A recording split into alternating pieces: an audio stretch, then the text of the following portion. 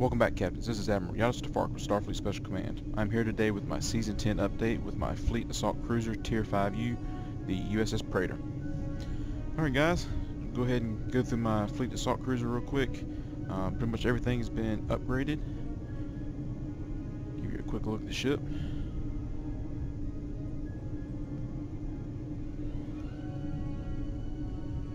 Let's go ahead and get into the UI. Alright guys, basically what I went with this build, it is an auxiliary to the battery build. It's just basically a beefed up version of my Season 9.5 build. I have gone ahead and upgraded some phaser beam arrays. Right now I'm still working on these. I have 4 of the Crit D ×4 right now. So I've got the 3-4, the Gravimetric Photon torpedo launcher that has been upgraded as well. For my space set, the counter command deflector array, the Romulan advanced prototype impulse engines, those are from the Romulan reputation, the elite fleet plasma integrated warp core, and the elite fleet adaptive resilient shield array. For these, I actually got this was already in ultra rare, so I really didn't have to do much upgrading to that. These right here, I'm probably not going to upgrade them much more. It really gets to the point where, yes, it does help out a little bit, but for the amount of money you're going to dump into it to get the add a little bit of benefit, I don't think it's going to be worth it. But eventually, slowly, I will probably end up upgrading these two right here to make them the ultra rare. Right on the rear is here's my 4th Crit D ×4, and the next 3 are going to be the Crit D ×3 Crit H.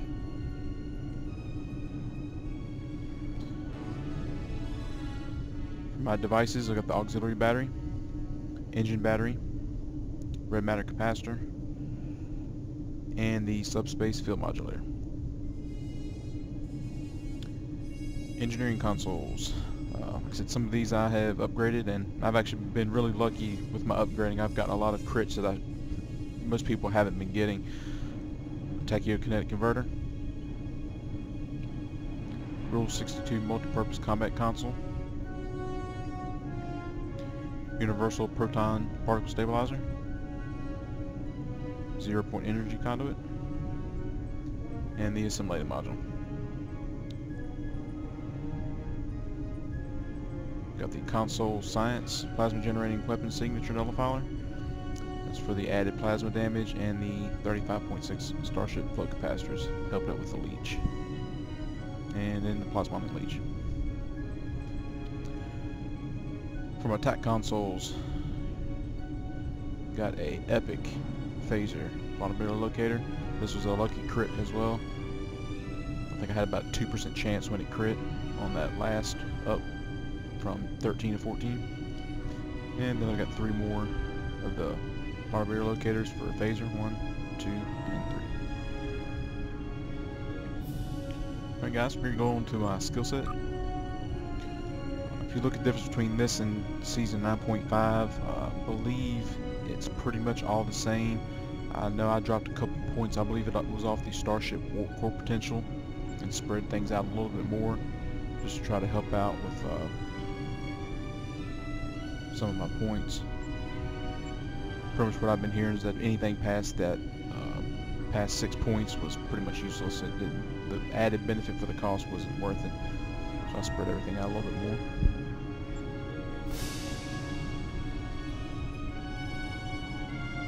Alright, from here we go ahead to the specializations. For pilot, I pretty much went straight down the middle for this one's maneuvering thrusters, attack pattern expertise.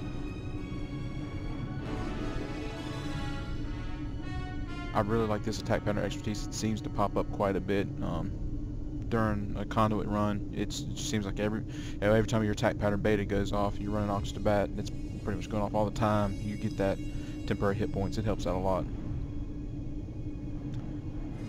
I also have Eat My Dust, Desperate Flight, Desperate Flight 2, and then Reckless Abandon. And my Tier 2, Rock and Roll, All Shook Up, and I'll shoot up 2.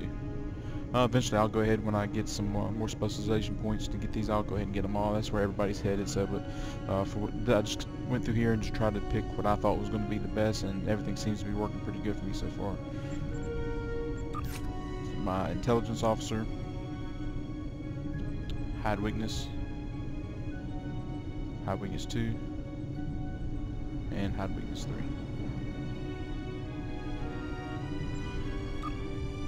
Alright, for my traits,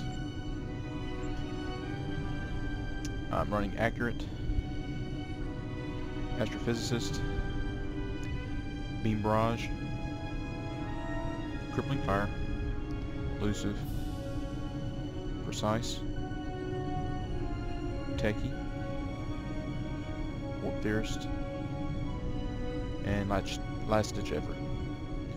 I usually swap out this beam barrage for the deft cannoner right here when I'm running semi-defiant. I know there are some other personal traits out there that are better. Some of them I really just haven't had the EC lately to pick some of them up, but eventually I will end up picking some of them up. Starship traits. The ablative field projector. I believe that come off the new upgrade to the Voyager ship, the Intrepid. I think his name is Pathfinder. It's the only tier 6 ship that I've got so far. Probably here in the next month I should end up having enough Zen to go ahead and get the Delta Pack, so I'll be doing some more videos of those ships. Space reputation, none of this has changed. Precision, so that right there is going to give you your extra crit chance.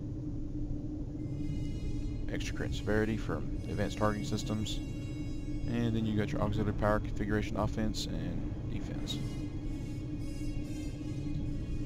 And active reputation, quantum singularity manipulation, biomolecular shield generator, refracting tetryon cascade, and the medical nanite cloud. Alright, for stations, we'll start off here with the science. I am running a science team 1 and a hazard emitters 2 with auxiliary battery. Both the science teams are pretty much, they're on that 15-second cooldown, so pretty much anytime you need a heal, whether it's hull or a shield, you've got it available, and you get your hazard emitters, clear the fires. My Lieutenant Commander Tactical Team 1, Attack Pattern Beta 1, and Beam Fire at Will 3. Ensign Tactical, Torpedo Spread 1. And I know there's some talk about how torpedoes hurt DPS, and I'm completely aware of that. I understand that they do. As you'll see when it gets toward the end of this, this ship ended up parsing advanced combat run. It's right almost 44k DPS. That's fine with me. If I can make 44k DPS and get to play with torpedoes, I really like those torps. A lot of the guys I run with like running the torpedoes, so we just built some ships around using them because we like to use them, and we're still making really good DPS. So, alright, Commander Engineering Team 1, Auxiliary Powered Emergency Battery 1, Emergency Powered Weapons 3, Reverse Shield Polarity 3, and then Emergency Powered Shields 1, and Auxiliary Powered Emergency Battery 1. So basically what you're doing is rotating your Emergency Powered Weapons 3 and your emergency powered shields on your keybind, and then you're hitting your auxiliary battery and reducing the cooldowns and everything.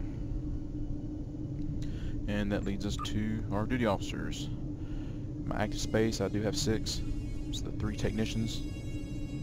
So they are reducing the recharge time for all bridge officer abilities, reduced when auxiliary to emergency battery is used, and it's 10% per, so it's a total of 30%. It pretty much gets everything down to the lowest possible cooldown. Fabrication engineer increases the duration of reverse shield polarity. Exocomp, additional buffs applied based on your type of battery activated. And you can scroll through here and take a look right here. Y'all pause and read if you need to. And Warp Core Engineer. Basically, you're sitting here alternating your auxiliary battery, and your emergency powered shields, emergency powered weapons. This goes off quite a bit too, so it keeps all your power levels really high. There you guys. We'll come out of here. Go down to my skill tray. I have been messing with my keybind. Hopefully in the next couple videos I'm going to go ahead and try to post a video with the keybind that I'm using. It's based off of the Hilbert guide still, but I basically took your distribute shields. I've been told that the distribute shields from the Hilbert guide, when it's tacked onto your space bar keybind, it ends up messing up with your firing on your beam rays. And I did notice a DPS increase when I took that off, so I went ahead and took that off, and I ended up keybinding it to the shift key. So if I ever need to, I can just tap the shift key a couple times and then redistribute my shields. But for so far, I really very rarely do I end up even having to use it, so I've just pretty much been leaving that alone. But other than that, the Hilbert guide was on tray 7. I moved it to tray 6. I've actually been using tray 6 and tray 5. I've just been playing around with different types of keybinds, just moving things around. On some of my non-auxiliary battery builds, I've been leaving my engineering abilities on tray 6, and on tray 5 I've been putting my tactical abilities. So basically what the keybind was doing, it activates everything on 6, then it activates everything on 5. It seems to work out pretty well. That's the keybind that I'm using on my heavy escort carrier, which that'll be the next video coming up after this one. And pretty much everything down here, guys, has stayed the same. I haven't moved anything around. This is the setup that I've been using since I started this whole endeavor with DPS and everything. So I know where everything's at. I can activate it either, which most guys don't like using the mouse to click. So I can either activate using my control button, activating that way, or I can go over here.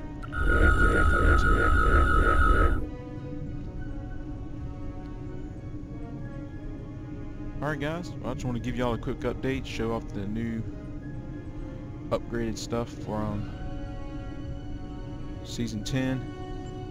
I'm going to let you guys know that this right here, getting these beams like this, it is very, very, very expensive. It's taken me a better part of probably 2 months to get everything up to par, at least to where I was comfortable enough making a video so I could show y'all some of the stuff, what everything looks like at pretty high-end gear. But like I said, if you guys have any questions, just give me a shout out in game, Yada or you can drop a note on this video. You guys take it easy. Yada